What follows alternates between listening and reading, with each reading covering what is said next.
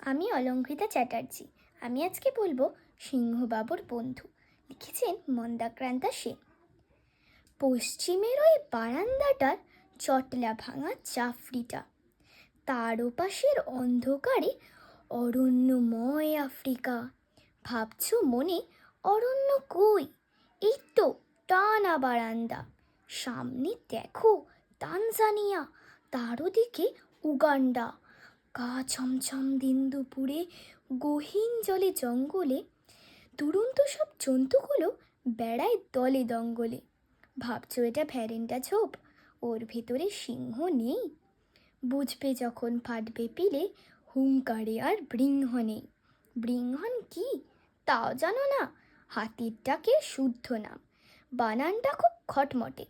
হ্যাঁ, তারপরে যা বলছিলাম, বুক ফুলিয়ে নিজের মনে হাঁটছি একা সাবধানে।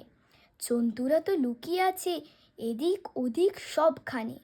শিকার আমার পছন্দ নয়, কাজ কি তবে বন্ধুকে?